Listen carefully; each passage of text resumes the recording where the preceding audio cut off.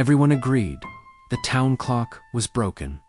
It struck 13 at noon, paused for long personal reasons at 4, and occasionally rang backward on Sundays. The mayor promised repairs, but the clock kept perfect time in every way that mattered, so no one pushed too hard. Except for Jonah Pike. Jonah worked nights at the bus depot and slept days, which meant he heard the clock when no one else did. At 2:17 a.m. on a Wednesday, it chimed once softly, almost shy. That wasn't on the schedule. Jonah sat up in bed. The sound crawled through his chest like a memory trying to wake. At 2:18, it chimed again. He pulled on a jacket and stepped into the street.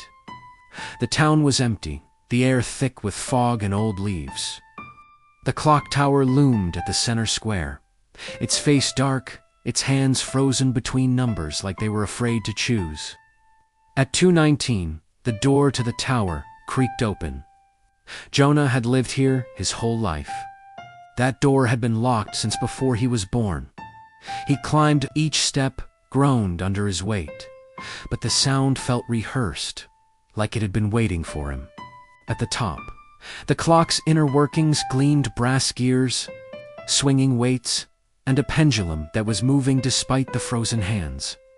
Someone stood beside it. The man looked old and young at once, with ink-stained fingers and eyes that reflected hours instead of light. "You're late," the man said. Jonah frowned. "For what?" "Taking your turn." The man gestured to a ledger resting on a crate. Its pages were filled with names, dates, and times, written in different hands. Jonah scanned the list. His throat tightened when he saw his own name, written in the same ink he used at work. "Who are you?"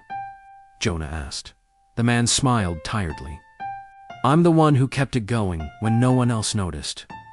He tapped the pendulum. It slowed. "When it stops," the man continued, "the town will freeze at its favorite moment. Weddings will never end. Arguments will never resolve. Babies will never be born, but they'll never die either. That sounds peaceful. Only if you don't mind never changing," the man said. "I did, at first." The pendulum slowed again. Jonah looked out the tower window. Below, the town slept his mother's house, the depot, the bench where he'd kissed someone whose name he could no longer remember without trying. "How long have you been here?" Jonah asked. "Since someone heard the extra chime and came to look," the man replied. "That's how it works," Jonah swallowed. "If I take over, what happens to you?"